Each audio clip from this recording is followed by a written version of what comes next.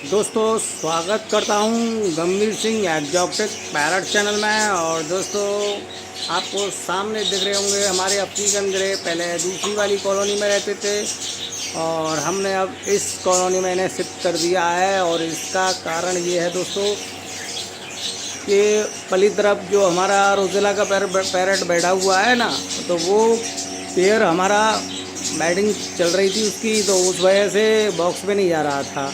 क्योंकि रोज़ेला पैरट जब भी बॉक्स के आसपास जाती थी फीमेल तो ये उन्हें मार के भगा देता था। तो इस वजह से हमने सोचा थोड़ा रिस्क तो है, क्योंकि मेन डोर ये हमारा ये है, कोई भी खोलेगा। अगर कोई बच्चा बाहर आता है भूल जाता है तो गेट खुल गया तो जा भी सकता है। तो उसके देखते हैं बड़ी सावधानी हमें रखनी पड़ेगी।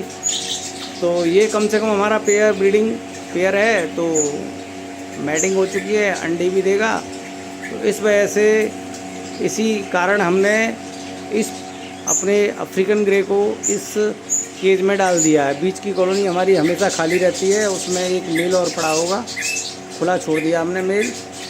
ये हमारे शांत रहेंगे क्योंकि ये ऊधम मचाते रहते हैं पूरे दिन, उन्हें जाने नहीं देते और ना ब्रीडिंग करने देते हैं।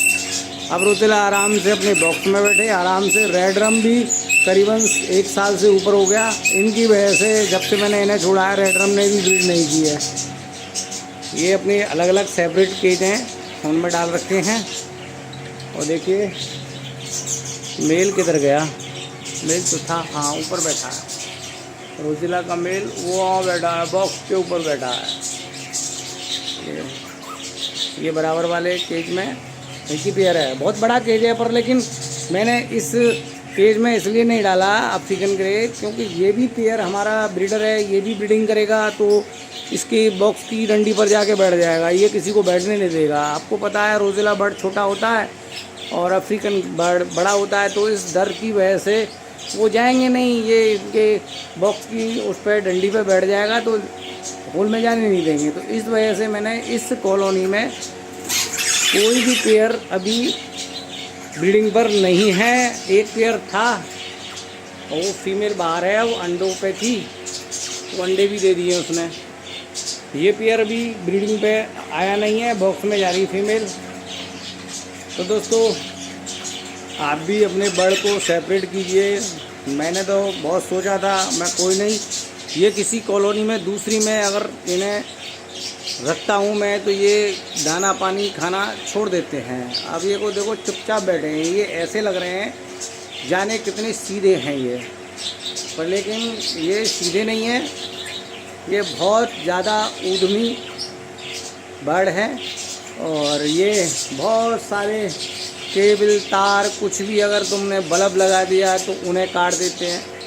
तो इस वजह से मैंने दूसरी कॉलोनी में ये बल्ब वगैरह लगा दिए। पहले इस कॉलोनी में बल्ब लगा हुआ था, अब पली कॉलोनी में लगा दिया। बजरी की भी कॉलोनी में एक बल्ब और लगा दूंगा, तो न तो ये किसी को डिस्टर्ब करेंगे न परेशान करेंगे, ठीक है।